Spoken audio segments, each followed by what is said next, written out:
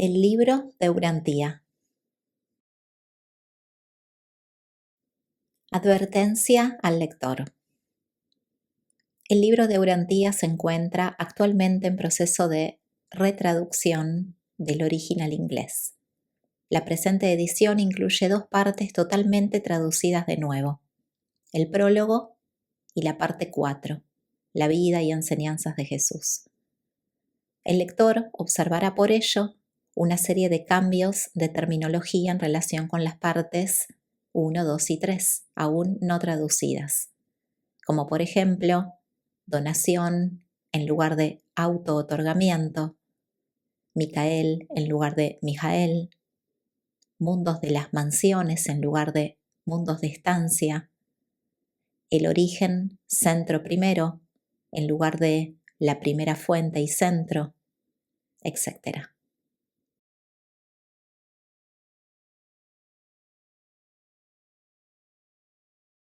Parte 3. La historia de Urantía. Estos documentos fueron patrocinados por un cuerpo de personalidades del universo local por mandato de Gabriel de Salvington.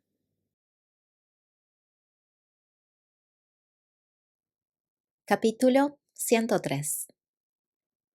La realidad de la experiencia religiosa. Todas las reacciones verdaderamente religiosas del hombre están patrocinadas por el ministerio inicial del ayudante de la adoración y censuradas por el ayudante de la sabiduría. La primera dotación supermental del hombre es la de la inclusión de su personalidad en el circuito del Espíritu Santo, del espíritu creativo del universo. Y mucho antes de las donaciones de los hijos divinos o de la donación universal de los ajustadores, esta influencia actúa para ampliar el punto de vista del hombre sobre la ética, la religión y la espiritualidad. Después de las donaciones de los hijos paradisíacos, el espíritu de la verdad, liberado, contribuye poderosamente a aumentar la capacidad humana para percibir las verdades religiosas.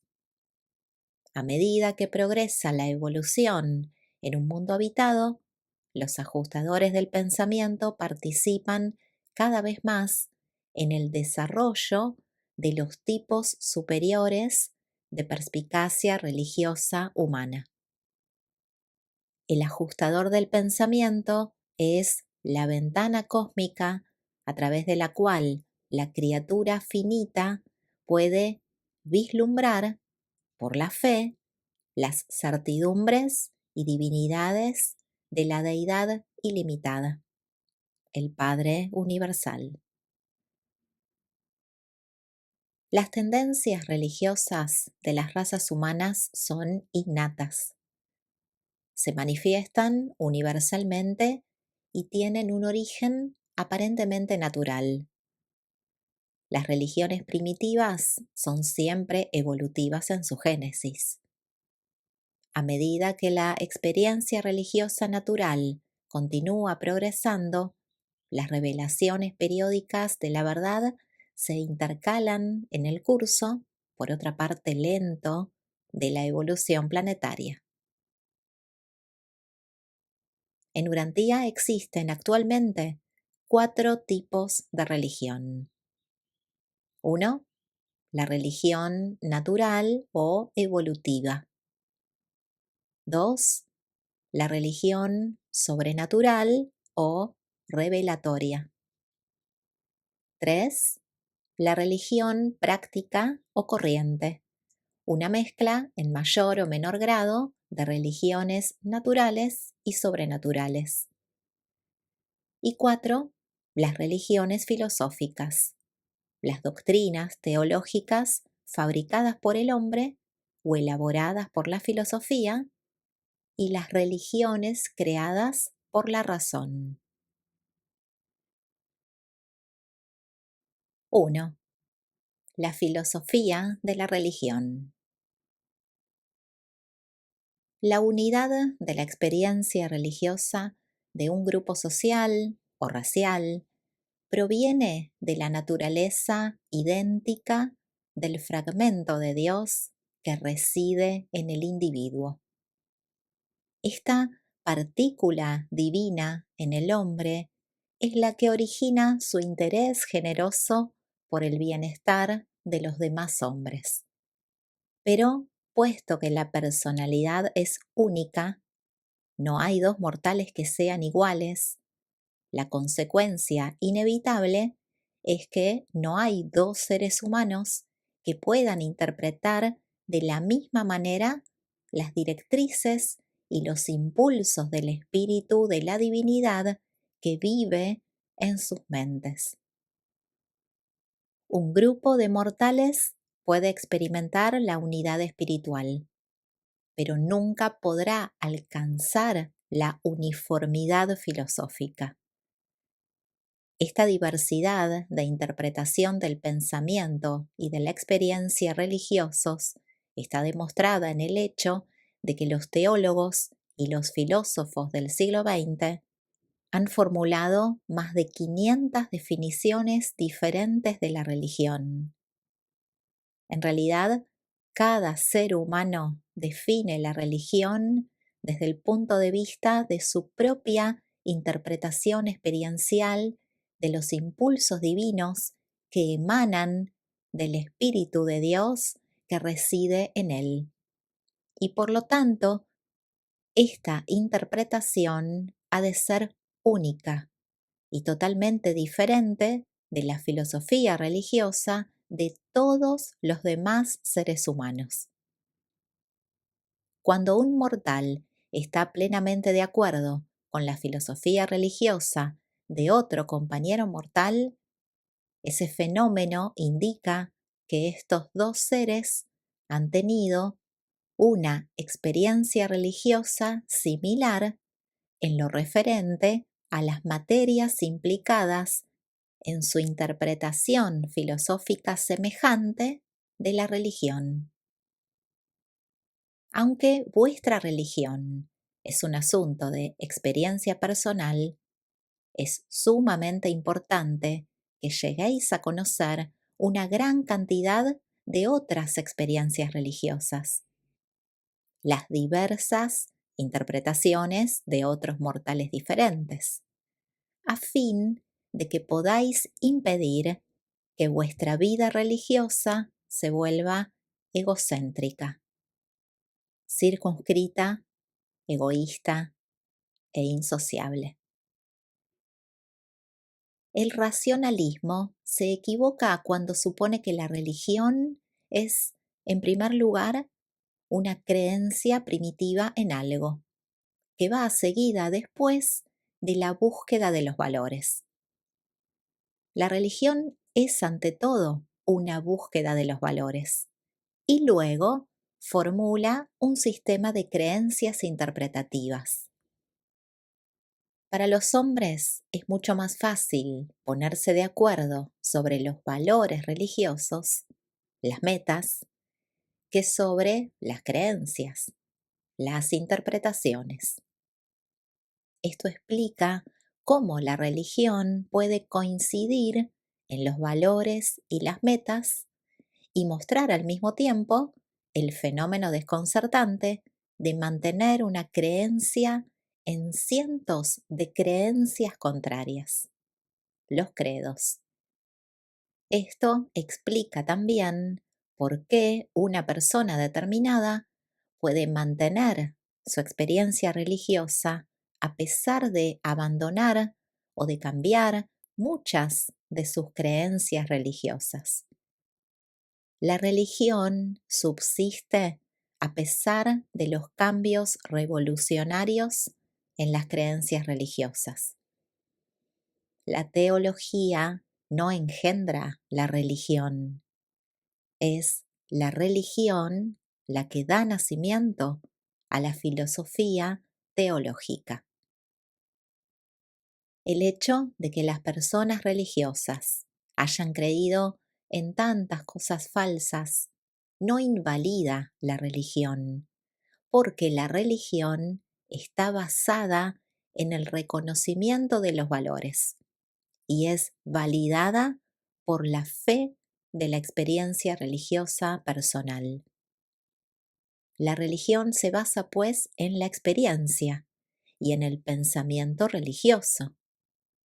La teología, la filosofía de la religión, es un intento sincero por interpretar esa experiencia. Estas creencias interpretativas pueden ser correctas o erróneas, o una mezcla de verdad y de error. Llevar a cabo el reconocimiento de los valores espirituales es una experiencia que sobrepasa la ideación. Ningún idioma humano posee una palabra que se pueda emplear para designar esa sensación, sentimiento, intuición o experiencia que hemos elegido llamar la conciencia de Dios. El Espíritu de Dios que reside en el hombre no es personal. El ajustador es prepersonal, pero este monitor presenta un valor, exhala un aroma de divinidad, que es personal en el sentido más elevado e infinito. Si Dios no fuera al menos personal, no podría ser consciente. Y si no fuera consciente, entonces sería infrahumano. 2. La religión y el individuo. La religión es funcional en la mente humana y se lleva a cabo en la experiencia antes de aparecer en la conciencia humana. Un niño existe durante cerca de 9 meses antes de experimentar el nacimiento. Pero el nacimiento de la religión no es repentino, es más bien una aparición gradual. Sin embargo, tarde o temprano hay un día de nacimiento. No entráis en el reino de los cielos a menos que hayáis nacido de nuevo, nacido del Espíritu.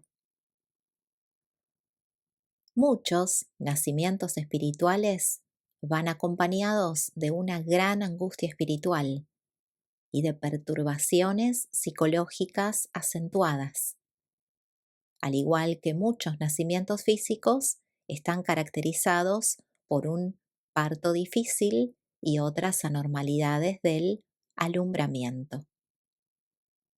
Otros nacimientos espirituales suponen un crecimiento normal y natural del reconocimiento de los valores supremos con un incremento de la experiencia espiritual, aunque no se produce ningún desarrollo religioso sin un esfuerzo consciente y unas resoluciones positivas e individuales. La religión nunca es una experiencia pasiva, una actitud negativa. Lo que se llama el nacimiento de la religión no está directamente relacionado con las experiencias llamadas de conversión que caracterizan habitualmente a los episodios religiosos que se producen más tarde en la vida a consecuencia de conflictos mentales, represiones emocionales y trastornos temperamentales. Pero aquellas personas que han sido criadas por sus padres de tal manera que han crecido con la conciencia de ser los hijos de un Padre Celestial amoroso, no deberían mirar con recelo a sus compañeros mortales que solo han podido alcanzar esta conciencia de comunión con Dios a través de una crisis psicológica, de un trastorno emocional. El terreno evolutivo de la mente del hombre, donde germina la semilla de la religión revelada, es la naturaleza moral que da origen tan pronto a una conciencia social. Las primeras incitaciones de la naturaleza moral de un niño no están relacionadas con el sexo, la culpa o el orgullo personal, sino más bien con los impulsos de justicia, equidad y unos vivos deseos de bondad, de servicio eficaz hacia sus semejantes. Cuando se alimentan estos despertares morales iniciales, se produce un desarrollo gradual de la vida religiosa que está relativamente libre de conflictos, trastornos y crisis. Todo ser humano experimenta muy pronto algún tipo de conflicto entre sus impulsos egoístas y sus impulsos altruistas. Y muchas veces la primera experiencia de tener conciencia de Dios se puede alcanzar como resultado de buscar una ayuda superhumana para la tarea de resolver estos conflictos morales. La psicología de un niño es positiva por naturaleza, no negativa. Hay tantos mortales que son negativos porque han sido educados así. Cuando decimos que los niños son positivos, nos referimos a sus impulsos morales, a esos poderes mentales cuya aparición señala la llegada del ajustador del pensamiento.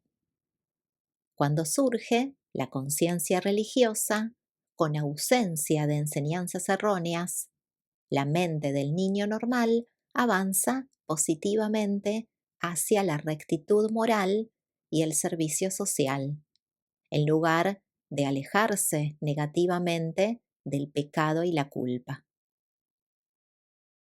Puede o no haber conflicto en el desarrollo de la experiencia religiosa, pero siempre están presentes las inevitables decisiones, esfuerzos y actuaciones de la voluntad humana.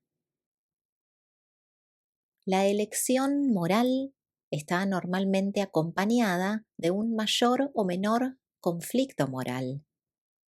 Este primer conflicto de la mente infantil tiene lugar entre los vivos deseos del egoísmo y los impulsos del altruismo. El ajustador del pensamiento no desprecia los valores que los móviles egoístas tienen para la personalidad, pero trabaja para conceder una ligera preferencia a los impulsos altruistas que conducen a la meta de la felicidad humana y a las alegrías del reino de los cielos.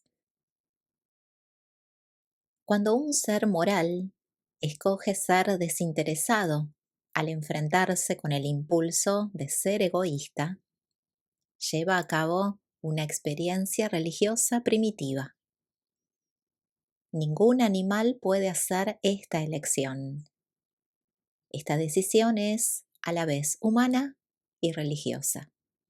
Abarca el hecho de la conciencia de Dios y manifiesta el impulso hacia el servicio social, la base de la fraternidad de los hombres. Cuando la gente escoge, mediante un acto de libre albedrío, un juicio moral justo, esta decisión constituye una experiencia religiosa. Pero antes de que un niño se haya desarrollado lo suficiente como para adquirir una capacidad moral y por lo tanto ser capaz de escoger el servicio altruista, ya ha desarrollado una naturaleza egoísta fuerte y bien unificada. Esta situación, de hecho, es la que da origen a la teoría de la lucha entre la naturaleza superior y la naturaleza inferior, entre el antiguo hombre pecador y la nueva naturaleza de la gracia. Un niño normal empieza a aprender muy pronto en la vida que es más bienaventurado dar que recibir. El hombre tiende a identificar el impulso de servirse a sí mismo con su ego, con su yo. Por contraste, se siente inclinado a identificar la voluntad de ser altruista con alguna influencia exterior a él, Dios. Y en verdad este juicio es correcto, pues todos estos deseos altruistas tienen realmente su origen en las directrices del ajustador del pensamiento interior. Y este ajustador es un fragmento de Dios. La conciencia humana reconoce el impulso del monitor espiritual como la incitación a ser altruista, a preocuparse por los semejantes. Esta es al menos la experiencia inicial y fundamental de la mente del niño. Cuando el niño que crece no consigue unificar su personalidad, el impulso altruista puede superdesarrollarse hasta el punto de perjudicar seriamente el bienestar del yo. Una conciencia descaminada puede volverse responsable de muchos conflictos, preocupaciones, tristezas y un sinfín de desgracias humanas. 3. La religión y la raza humana. Aunque todas las creencias en los espíritus, los sueños y otras diversas supersticiones han jugado un papel en el origen evolutivo de las religiones primitivas, no deberíais pasar por alto la influencia del espíritu de solidaridad del clan o de la tribu. En las relaciones de grupo estaba presente la situación social exacta que proporcionaba el estímulo para el conflicto entre el egoísmo y el altruismo en la naturaleza moral de la mente humana primitiva. A pesar de su creencia en los espíritus, los australianos primitivos centran todavía su religión en el clan. Con el tiempo, estos conceptos religiosos tienden a personalizarse, primero como animales y más tarde bajo la forma de un superhombre o un dios. Incluso las razas inferiores como los bosquimanos de África, que ni siquiera creen en los tótemes, reconocen la diferencia entre el interés personal y el interés colectivo, una distinción primitiva entre los valores seculares y los valores sagrados. Pero el grupo social no es la fuente de la experiencia religiosa. Independientemente de la influencia de todas estas contribuciones primitivas a la religión inicial del hombre, sigue siendo un hecho que el verdadero impulso religioso tiene su origen en las presencias espirituales auténticas que activan la voluntad de ser desinteresado. La religión ulterior se presagia en la creencia primitiva en las maravillas y los misterios naturales, el maná impersonal. Pero tarde o temprano, la religión en evolución exige que el individuo haga algún sacrificio personal por el bien de su grupo social. Haga algo para que otras personas sean más felices y mejores. Al final, la religión está destinada a convertirse en el servicio de Dios y de los hombres. La religión está diseñada para cambiar el entorno del hombre, pero una gran parte de la religión que poseen los mortales de hoy se ha vuelto incapaz de hacerlo. El entorno es el que ha dominado con demasiada frecuencia a la religión. Recordad que en la religión de todas las épocas, la experiencia más importante es el sentimiento relacionado con los valores morales y los significados sociales, y no el pensamiento relativo a los dogmas teológicos o a las teorías filosóficas. La religión evoluciona favorablemente a medida que el elemento de la magia es reemplazado por el concepto de la moral. El hombre ha evolucionado desde las supersticiones del maná, la magia, la adoración de la naturaleza, el miedo a los espíritus y la adoración de los animales, hasta los diversos ceremoniales mediante los cuales las actitudes religiosas del individuo se convirtieron en las reacciones colectivas del clan.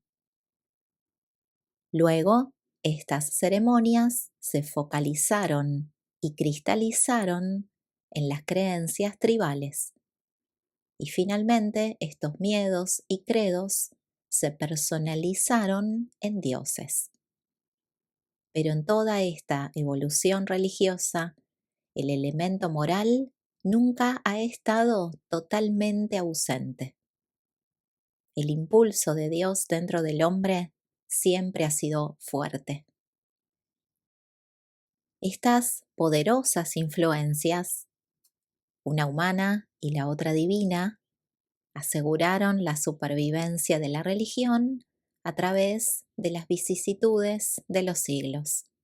A pesar de que muy a menudo estuvo amenazada de extinción debido a cientos de tendencias subversivas y antagonismos hostiles.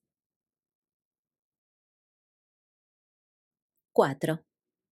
La comunión espiritual. La diferencia característica entre una reunión social y una asamblea religiosa consiste en que, en contraste con la mundana, la religiosa está impregnada de una atmósfera de comunión. De esta manera, la asociación humana engendra un sentimiento de compañerismo con lo divino, y este es el comienzo del culto colectivo.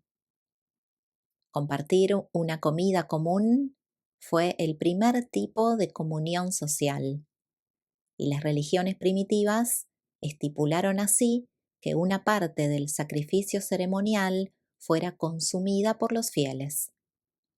Incluso en el cristianismo, el pan eucarístico conserva esta forma de comunión. La atmósfera de la comunión proporciona un periodo de tregua reconfortante y reparador en el conflicto entre el ego egoísta y el impulso altruista del monitor espiritual interior.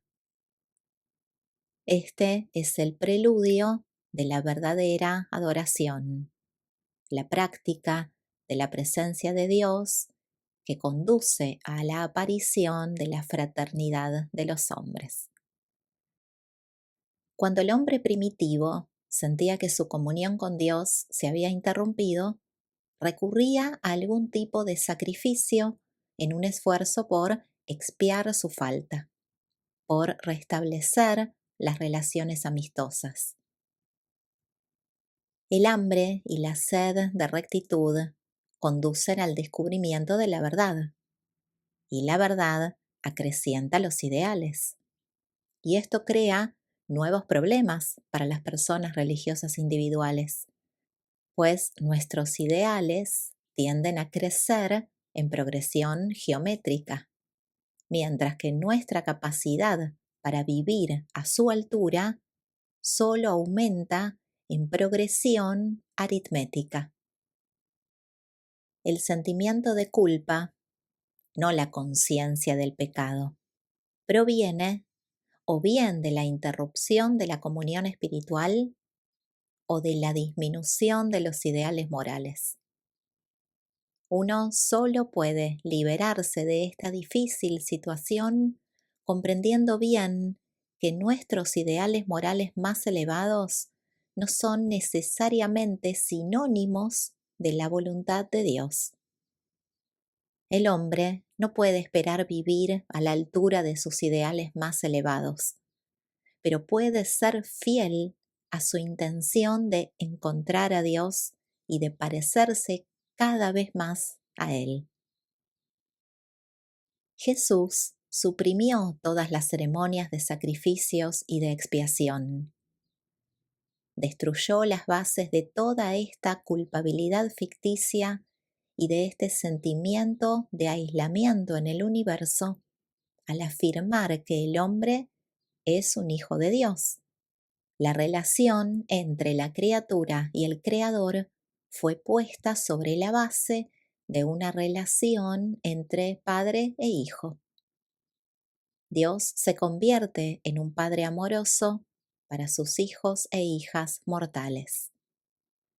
Todas las ceremonias que no formen parte legítima de esta relación familiar íntima están abolidas para siempre.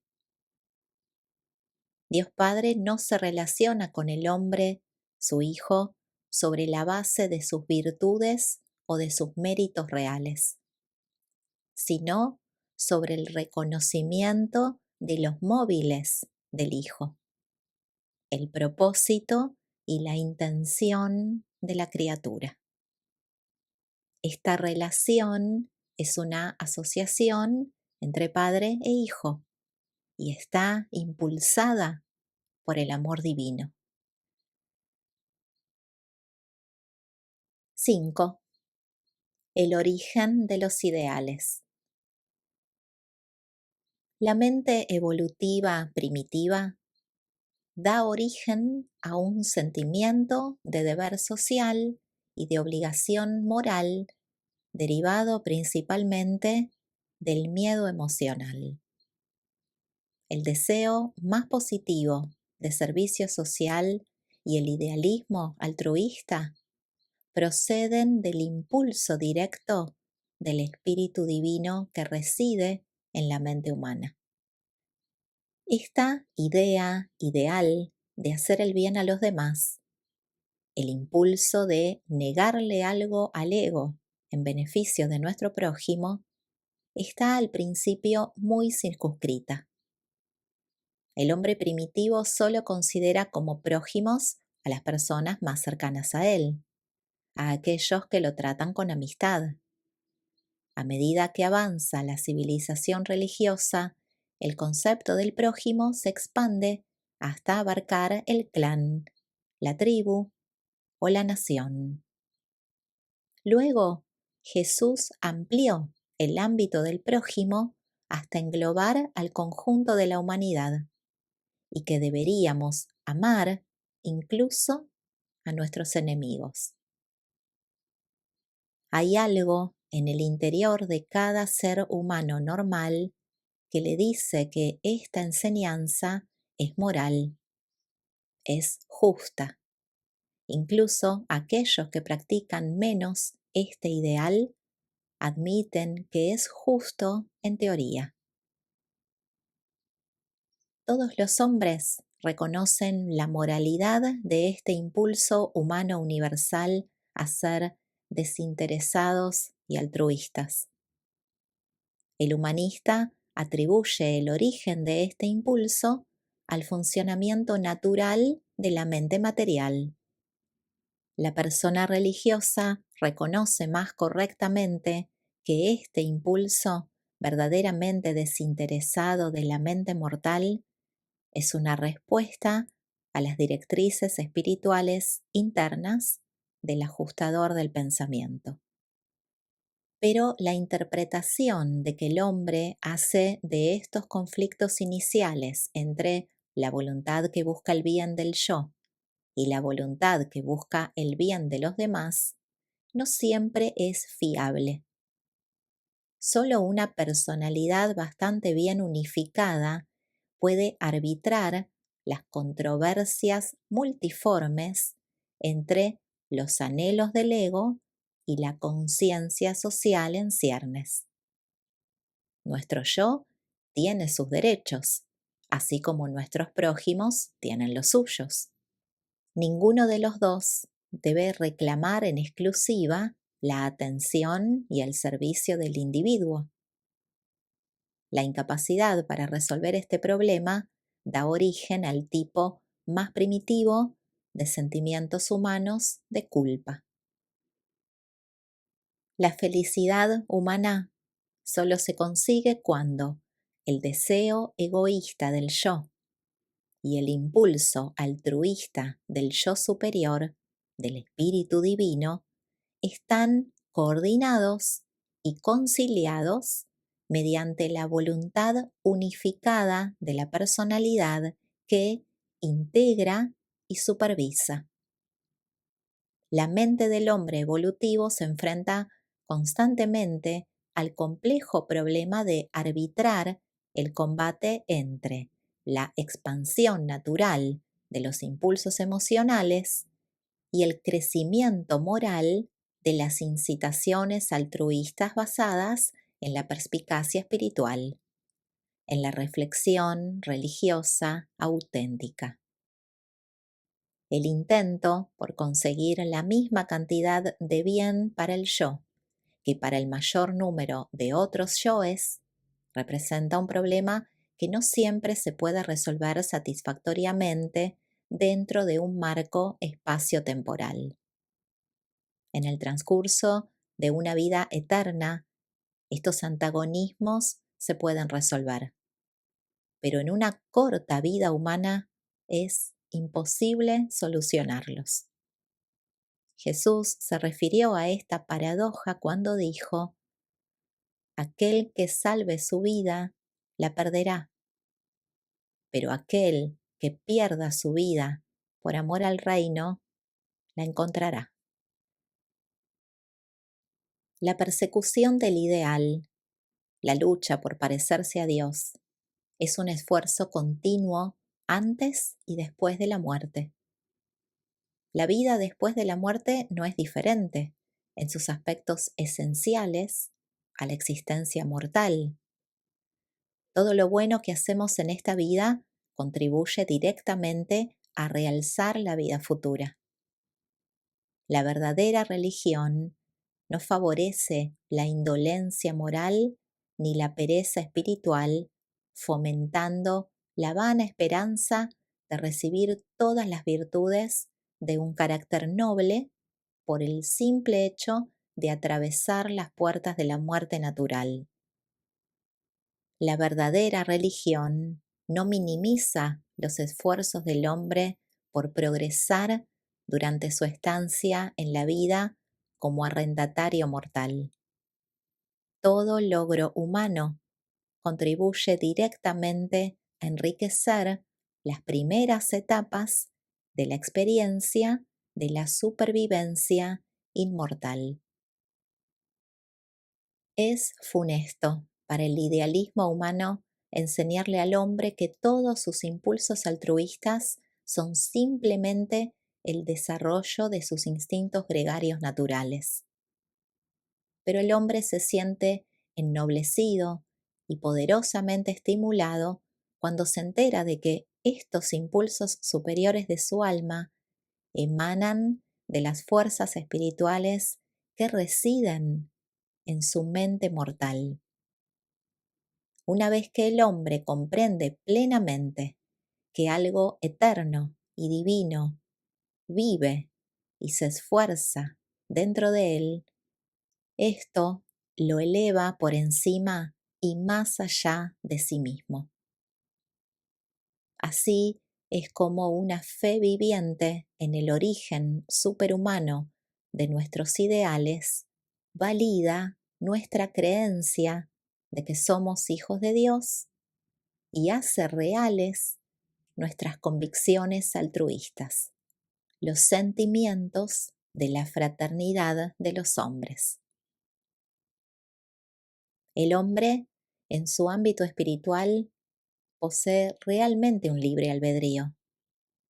El hombre mortal no es un esclavo desamparado de la soberanía inflexible de un Dios todopoderoso, ni una víctima de la fatalidad desesperante de un determinismo cósmico mecanicista.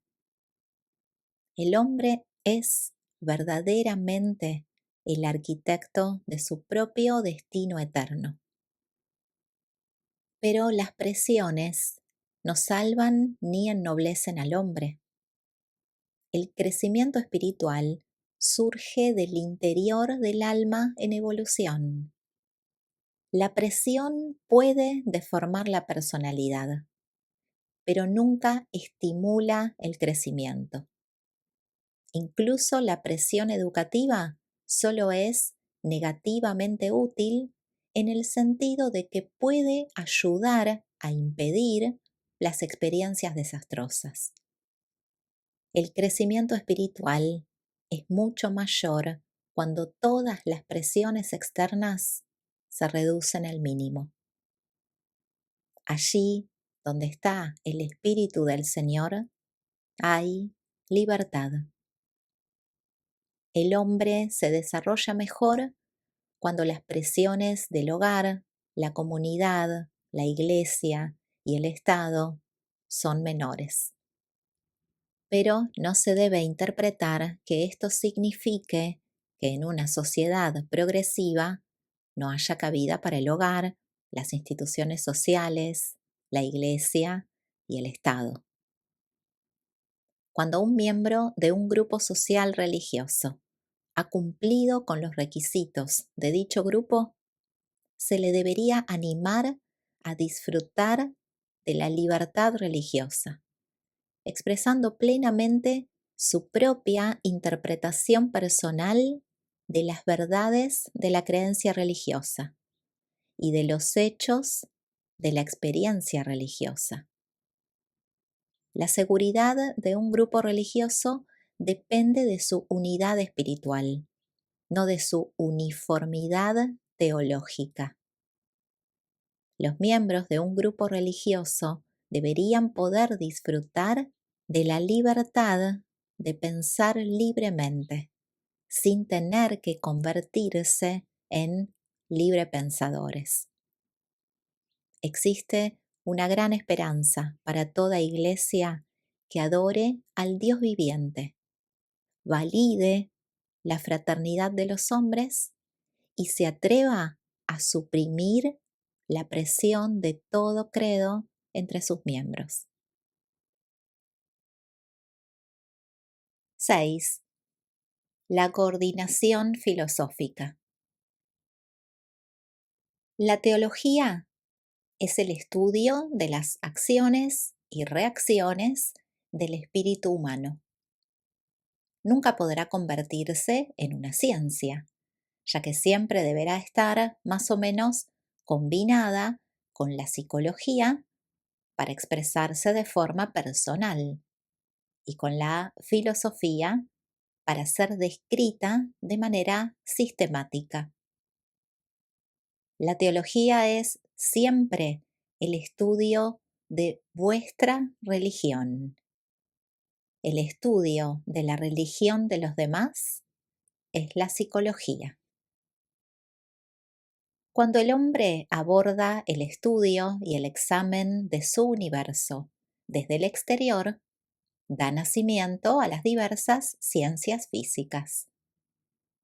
Cuando aborda la investigación de sí mismo y del universo desde el interior, da origen a la teología y a la metafísica.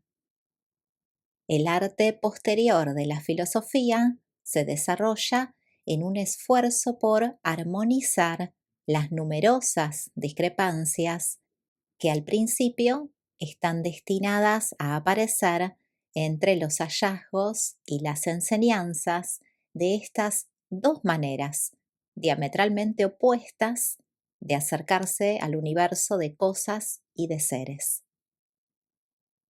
La religión tiene que ver con el punto de vista espiritual, con la conciencia de la interioridad de la experiencia humana. La naturaleza espiritual del hombre le proporciona a éste la oportunidad de darle la vuelta al universo desde fuera hacia adentro. Por lo tanto, es cierto que, vista exclusivamente desde la interioridad de la experiencia de la personalidad, toda la creación parece ser de naturaleza espiritual. Cuando el hombre inspecciona analíticamente el universo a través de los dones materiales, de sus sentidos físicos y de su percepción mental asociada, el cosmos parece ser mecánico y energético material. Esta técnica para estudiar la realidad consiste en darle la vuelta al universo desde dentro hacia afuera. No se puede construir un concepto filosófico lógico y coherente del universo sobre los postulados del materialismo o del espiritismo, pues estos dos sistemas de pensamiento, cuando se aplican de forma universal, se ven obligados a ver el cosmos de manera deformada, ya que el primero contacta con un universo vuelto desde dentro hacia afuera y el segundo reconoce la naturaleza de un universo vuelto desde fuera hacia adentro. Así pues, ni la ciencia ni la religión solas, en sí mismas y por sí mismas, nunca podrán esperar conseguir una comprensión adecuada de las verdades y las relaciones universales sin la guía de la filosofía humana y la iluminación de la revelación divina. El espíritu interior del hombre tendrá que depender siempre, para poder expresarse y autorrealizarse, del mecanismo y la técnica de la mente. La experiencia exterior del hombre con la realidad material deberá basarse igualmente en la conciencia mental de la personalidad que experimenta. Por esta razón, las experiencias humanas, espirituales y materiales, interiores y exteriores, están siempre correlacionadas con la función mental y condicionadas en cuanto a su comprensión consciente por la actividad de la mente. El hombre experimenta la materia en su mente, experimenta la realidad espiritual en su alma, pero se hace consciente de esta experiencia en su mente. El intelecto es el armonizador siempre presente que condiciona y cualifica la suma total de la experiencia mortal. Tanto las cosas energía como los valores espirituales están teñidos por la interpretación que realizan los medios mentales de la conciencia. La dificultad que tenéis para conseguir una coordinación más armoniosa entre la ciencia y la religión se debe a vuestra ignorancia total sobre el ámbito intermedio del mundo morontial de cosas y de seres. El universo local consta de 3 grados o estados de manifestación de la realidad: la materia, la morontía y el espíritu. El ángulo de aproximación morontial borra toda divergencia entre los hallazgos de las ciencias físicas y el funcionamiento del espíritu de la religión. La razón es la técnica de comprensión de las ciencias. La fe es la técnica de perspicacia de la religión. La mota es la técnica del nivel morontial. La mota es una sensibilidad supermaterial a la realidad, que empieza a compensar el crecimiento incompleto. tiene por sustancia el conocimiento-razón y por esencia la fe-perspicacia. La mota es una reconciliación superfilosófica de las percepciones divergentes de la realidad, y las personalidades materiales no la pueden alcanzar. Está basada en parte en la experiencia de haber sobrevivido a la vida material en la carne. Pero muchos mortales han reconocido la conveniencia de poseer algún método que reconcilie la interacción entre los campos ampliamente separados de la ciencia y la religión. Y la metafísica es el resultado del intento infructuoso del hombre por tender un puente sobre este abismo bien reconocido. Pero la metafísica humana ha resultado ser más desconcertante que iluminadora. La metafísica representa el esfuerzo bien intencionado, pero inútil, del hombre por compensar la ausencia de la mota morontial. La metafísica ha resultado ser un fracaso. El hombre no puede percibir la mota. La revelación es la única técnica que puede compensar en un mundo material la ausencia de la sensibilidad de la mota a la verdad. La revelación clarifica con autoridad la confusión de la metafísica desarrollada por la razón en una esfera evolutiva. La ciencia es el intento del hombre por estudiar su entorno físico, el mundo de la energía-materia.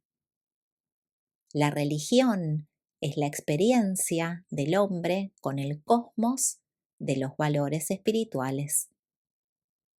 La filosofía ha sido desarrollada por el esfuerzo mental del hombre por organizar y correlacionar los hallazgos de estos conceptos ampliamente separados en algo semejante a una actitud razonable y unificada ante el cosmos.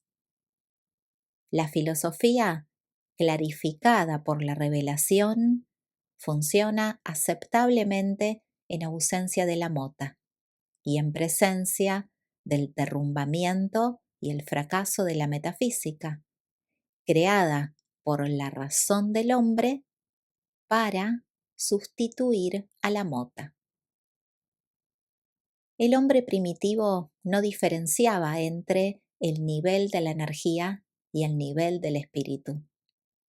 La raza violeta y sus sucesores anditas fueron los primeros que intentaron separar lo matemático de lo volitivo.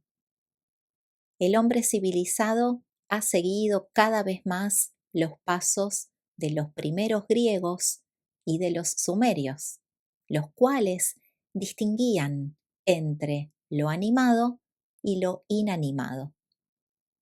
A medida que progrese la civilización, la filosofía tendrá que colmar los abismos cada vez más grandes entre el concepto del espíritu y el concepto de la energía. Pero en el tiempo del espacio, estas divergencias están unificadas en el Supremo. La ciencia debe basarse siempre en la razón, aunque la imaginación y las conjeturas ayudan a extender sus fronteras. La religión depende para siempre de la fe, aunque la razón es una influencia estabilizadora y una sirviente útil. Siempre ha habido y siempre habrá interpretaciones engañosas de los fenómenos del mundo natural y del mundo espiritual.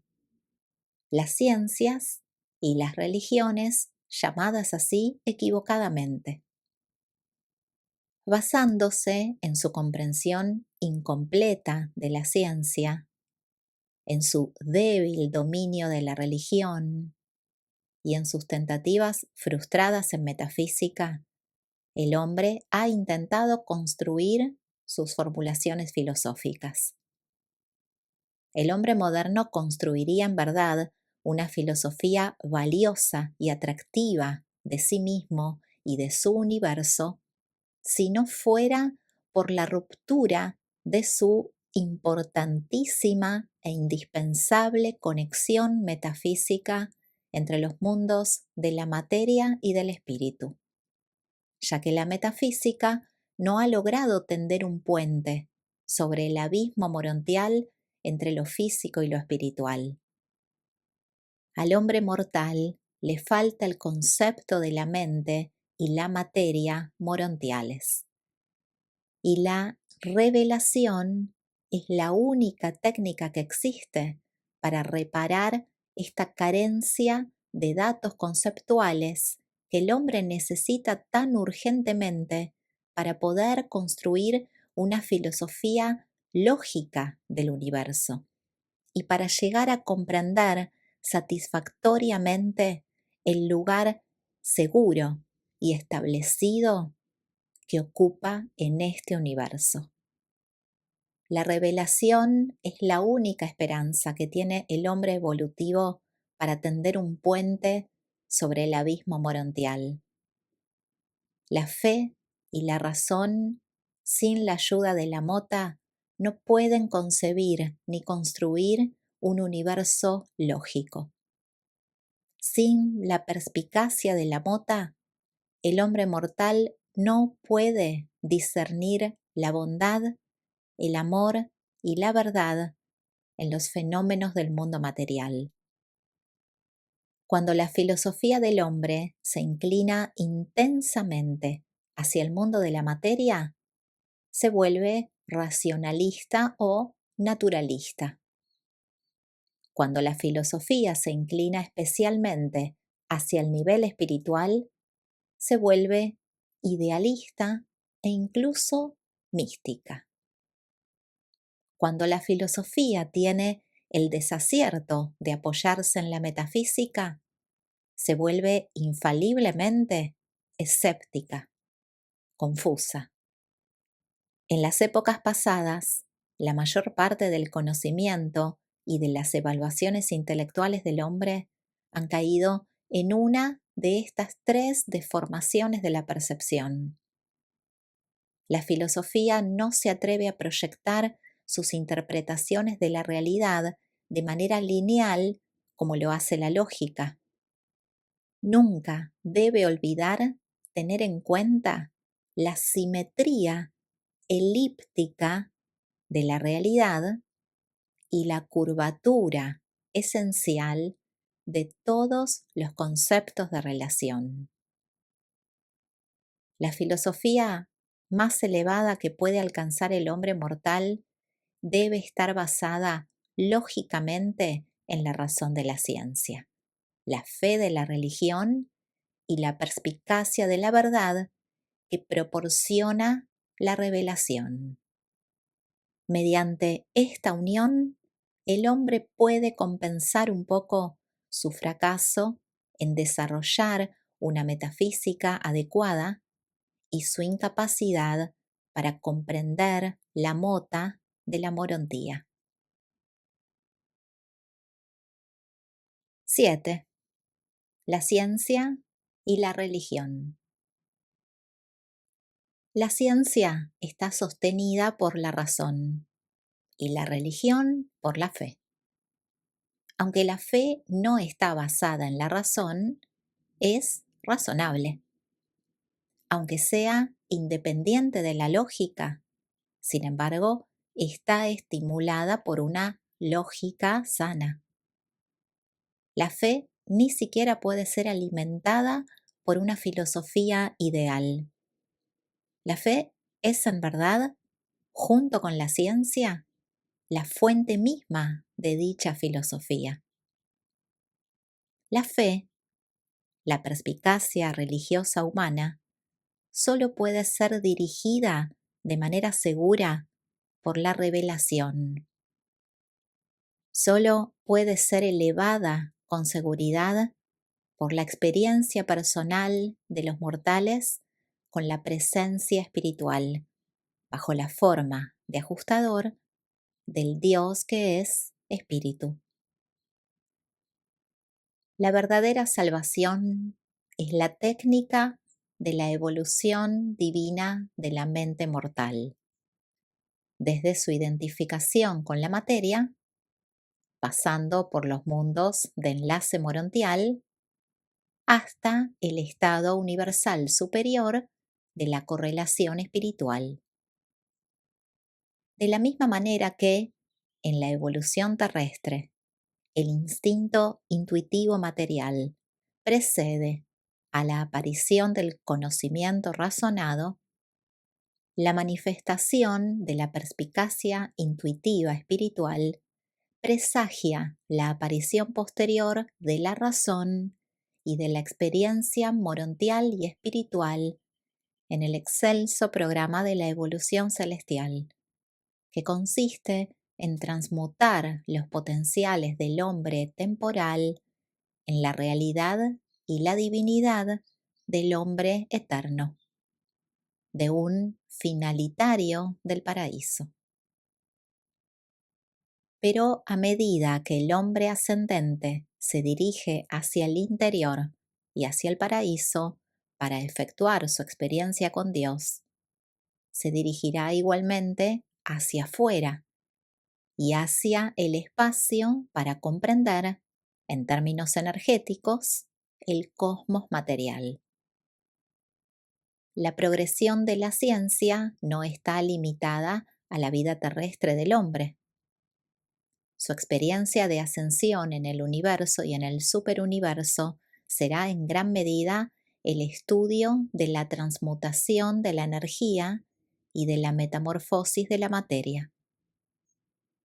Dios es espíritu, pero la deidad es unidad, y la unidad de la deidad engloba no solamente los valores espirituales del Padre Universal y del Hijo Eterno, sino que conoce también los hechos energéticos del Controlador Universal y de la Isla del Paraíso, mientras que estas dos fases de la realidad universal están perfectamente correlacionadas en las relaciones mentales del actor conjunto y unificadas en el nivel finito, en la deidad emergente del Ser Supremo. La unión de la actitud científica y de la perspicacia religiosa por mediación de la filosofía experiencial forma parte de la larga experiencia humana de ascensión al paraíso. Las aproximaciones de las matemáticas y las certezas de la perspicacia necesitarán siempre la función armonizadora de la lógica mental en todos los niveles experienciales inferiores a la máxima consecución del Supremo.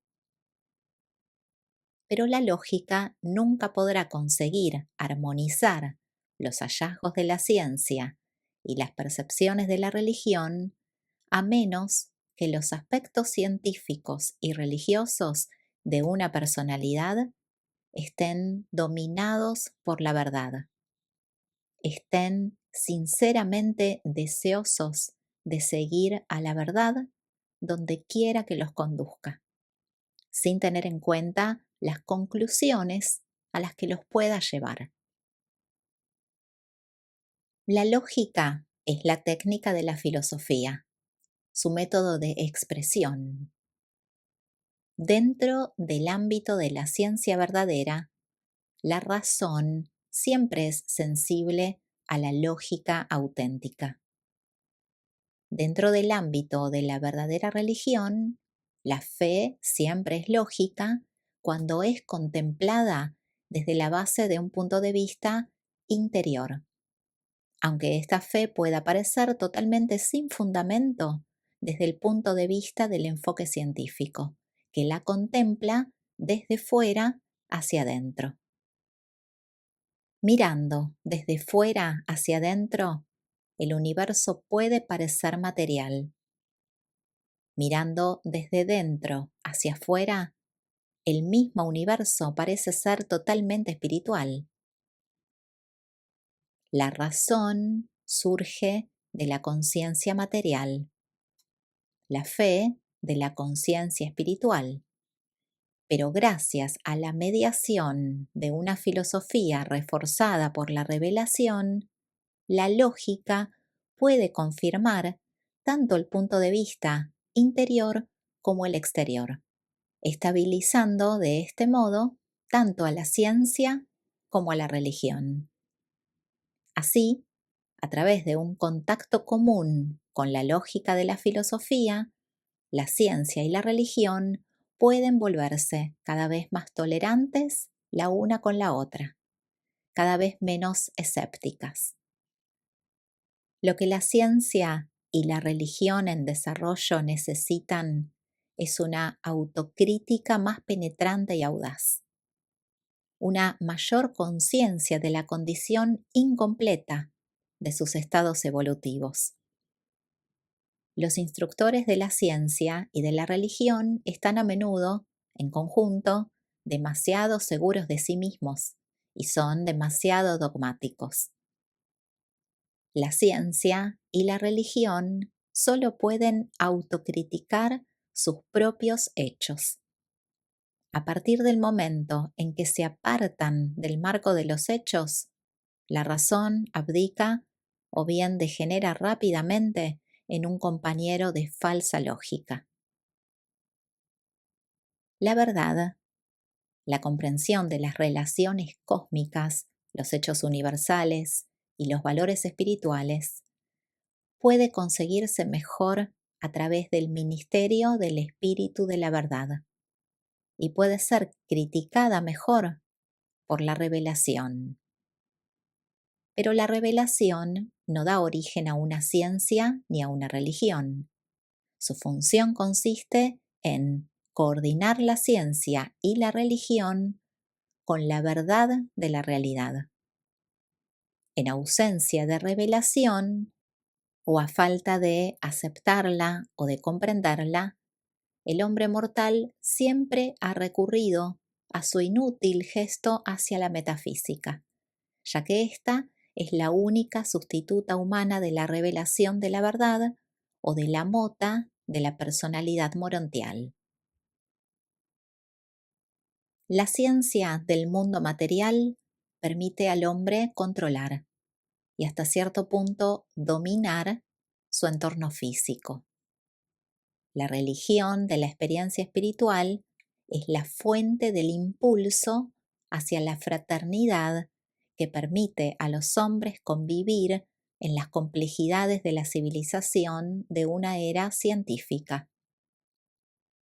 La metafísica, pero con más seguridad la revelación, proporciona un terreno de encuentro común para los descubrimientos de la ciencia y de la religión, y hace posible el intento humano por correlacionar lógicamente estas esferas del pensamiento, separadas pero interdependientes, en una filosofía bien equilibrada, impregnada de estabilidad científica y de certidumbre religiosa.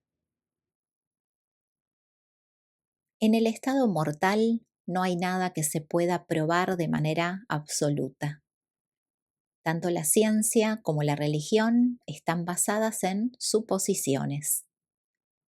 En el nivel morontial, los postulados de la ciencia y de la religión se pueden probar parcialmente mediante la lógica de la mota. En el nivel espiritual, representado por el estado máximo, la necesidad de una prueba finita se desvanece gradualmente ante la experiencia efectiva de y con la realidad. Pero incluso entonces existen muchas cosas más allá de lo finito que permanecen sin poderse probar. Todas las divisiones del pensamiento humano están basadas en ciertas suposiciones que, aunque no están probadas, son aceptadas por la sensibilidad constitutiva a la realidad de la dotación mental del hombre. La ciencia inicia su carrera de razonamiento tan alabada suponiendo la realidad de tres cosas: la materia, el movimiento y la vida. La religión se pone en marcha con la suposición de la validez de tres cosas: la mente, el espíritu y el universo, el ser supremo. La ciencia se convierte en el campo de reflexión de las matemáticas, de la energía y la materia temporales en el espacio. La religión no solo pretende ocuparse del espíritu finito y temporal, sino también del espíritu de la eternidad y de la supremacía. Estas dos maneras extremas de percibir el universo solo pueden llegar a proporcionar unas interpretaciones análogas sobre los orígenes, las funciones, las relaciones, las realidades y los destinos a través de una larga experiencia con la mota. La divergencia entre la energía y el espíritu encuentra su máxima armonización en el circuito de los 7 espíritus maestros. La primera unificación de esta divergencia se produce en la deidad del Supremo y la unidad de su finalidad en la infinitud de la fuente centro primera, el yo soy. La razón es el acto de reconocer las conclusiones de la conciencia en relación con la experiencia en y con el mundo físico de energía y de materia. La fe es el acto de reconocer la validez de la conciencia espiritual, algo que no se puede probar humanamente de otra manera. La lógica es la progresión sintética mediante la búsqueda de la verdad, de la unidad de la fe y la razón, y está basada en los dones mentales constitutivos de los seres mortales, el reconocimiento innato de las cosas, los significados y los valores. La presencia del ajustador del pensamiento aporta una verdadera prueba de la realidad espiritual, pero la validez de esta presencia no es demostrable para el mundo exterior, sino solamente para aquel que experimenta así la existencia interior de Dios. La conciencia de tener un ajustador está basada en la recepción intelectual de la verdad, en la percepción supermental de la bondad y en la motivación de la personalidad para amar.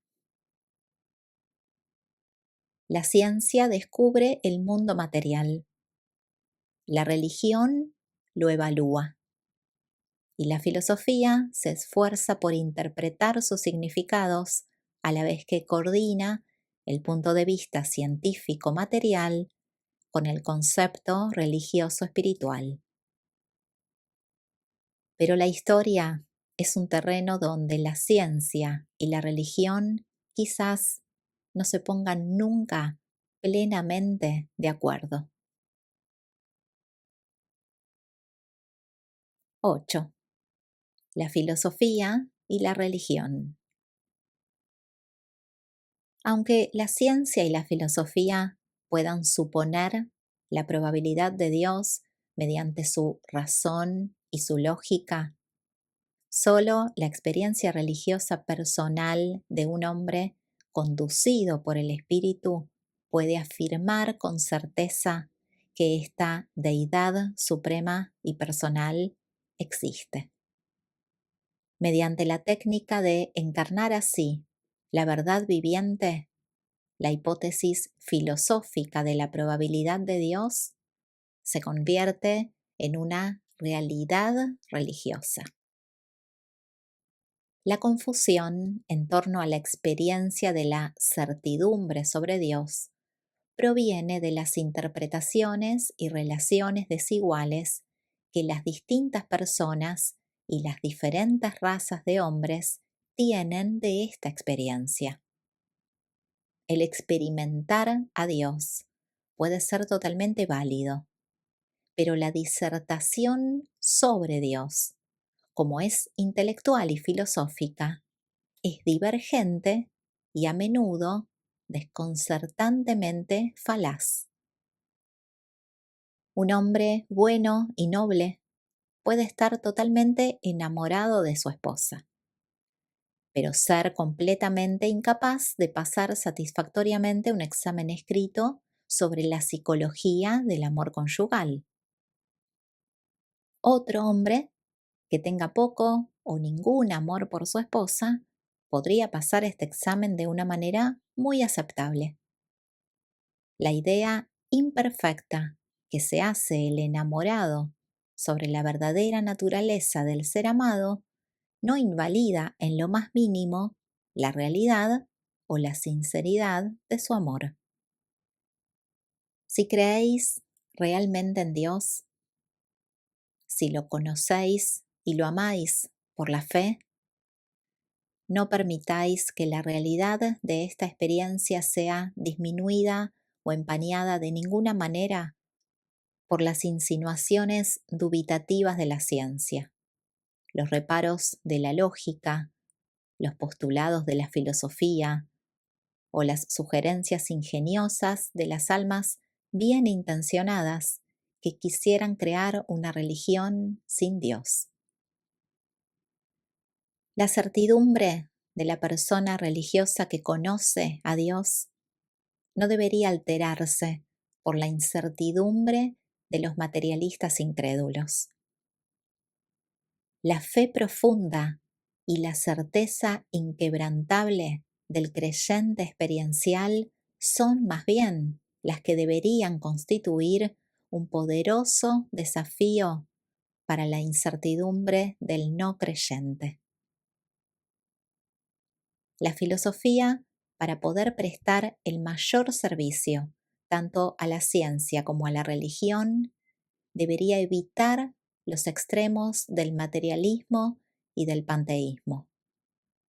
Solo una filosofía que reconoce la realidad de la personalidad, la permanencia en presencia del cambio, puede tener un valor moral para el hombre. Puede servir de enlace entre las teorías de la ciencia material y las de la religión espiritual. La revelación viene a compensar la fragilidad de la filosofía en evolución. 9. La esencia de la religión. La teología se ocupa del contenido intelectual de la religión y la metafísica, la revelación, trata de los aspectos filosóficos. La experiencia religiosa es el contenido espiritual de la religión. A pesar de las extravagancias mitológicas y las ilusiones psicológicas del contenido intelectual de la religión, de las suposiciones metafísicas erróneas y las técnicas para engañarse a sí mismo, de las deformaciones políticas y las perversiones socioeconómicas del contenido filosófico de la religión, la experiencia espiritual de la religión personal sigue siendo auténtica y válida. La religión tiene que ver con el sentimiento, la acción y la vida, y no simplemente con el pensamiento. El pensamiento está más estrechamente relacionado con la vida material y debería estar dominado en general, aunque no del todo, por la razón y los hechos de la ciencia. Y, en sus tendencias inmateriales hacia los mundos del espíritu, por la verdad.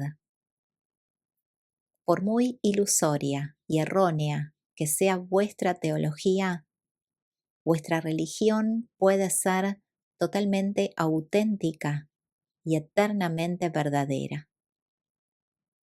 El budismo, en su forma original, es una de las mejores religiones sin Dios que han aparecido en toda la historia evolutiva de Urantía, aunque esta doctrina no permaneció atea en el transcurso de su desarrollo.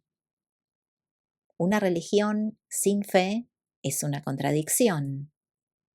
Una religión sin Dios es una inconsecuencia filosófica y un absurdo intelectual. El origen mágico y mitológico de la religión natural no invalida la realidad y la verdad de las religiones revelatorias posteriores, ni el Evangelio Salvador consumado de la religión de Jesús. La vida y las enseñanzas de Jesús despojaron finalmente a la religión de las supersticiones de la magia, de las ilusiones de la mitología y de la esclavitud del dogmatismo tradicional. Pero esta magia y esta mitología primitivas habían preparado muy eficazmente el camino para una religión posterior y superior mediante la suposición de la existencia y la realidad de los valores y los seres supermateriales. Aunque la experiencia religiosa es un fenómeno subjetivo, puramente espiritual, esta experiencia engloba una actitud de fe positiva y viviente hacia los reinos más elevados de la realidad objetiva universal.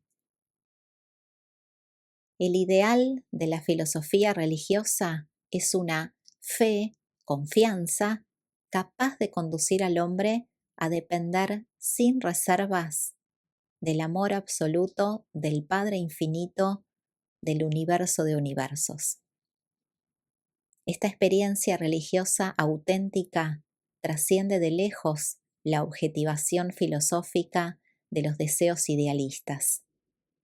Da realmente por descontada la salvación y solo se preocupa por saber y hacer la voluntad del Padre que está en el paraíso.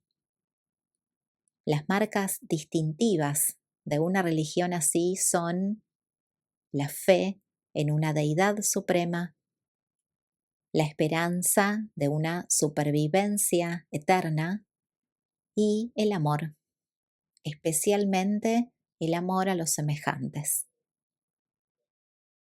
Cuando la teología domina a la religión muere. Se convierte en una doctrina en lugar de ser una vida.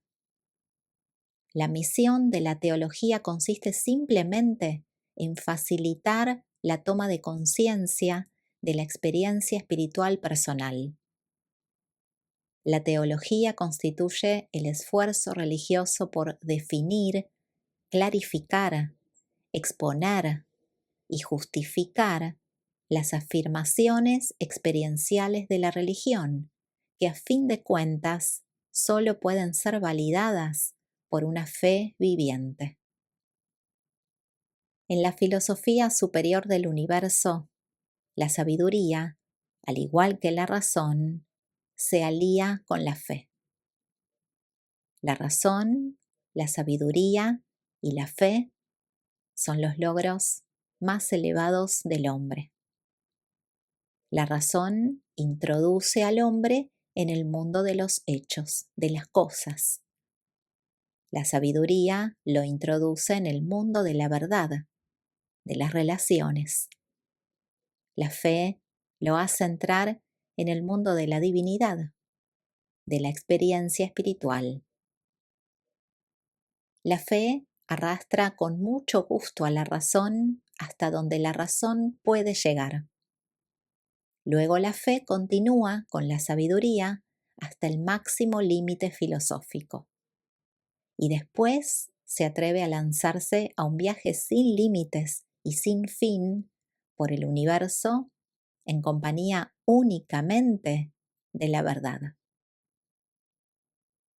La ciencia, el conocimiento, está basada en la suposición inherente, ocasionada por el espíritu ayudante, de que la razón es válida, de que el universo puede ser comprendido.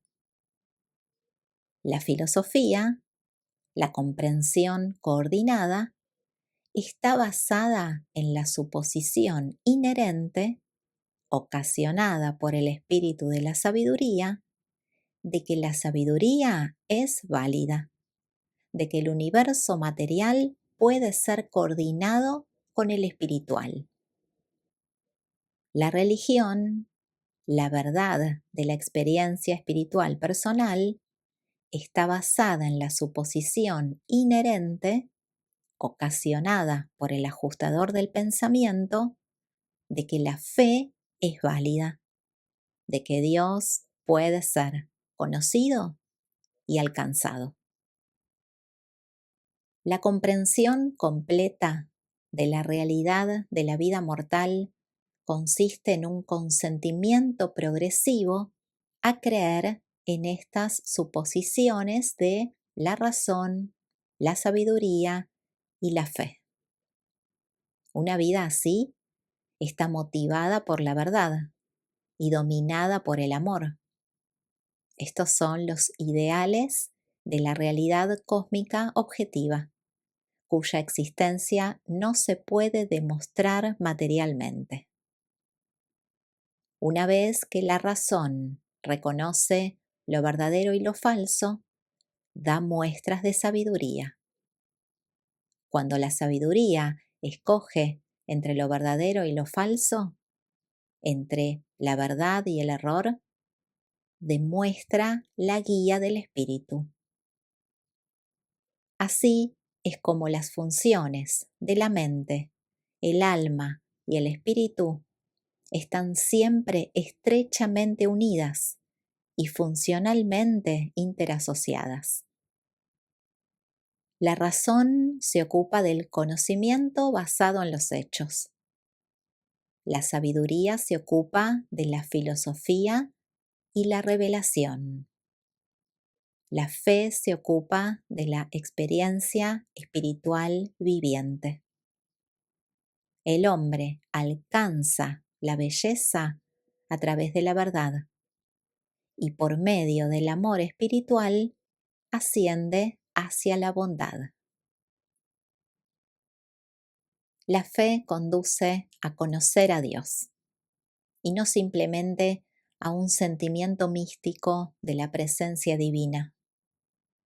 La fe no debe estar influida excesivamente por sus consecuencias emotivas. La verdadera religión es una experiencia de creencia y de conocimiento, así como una satisfacción de los sentimientos. Existe una realidad en la experiencia religiosa que es proporcional a su contenido espiritual.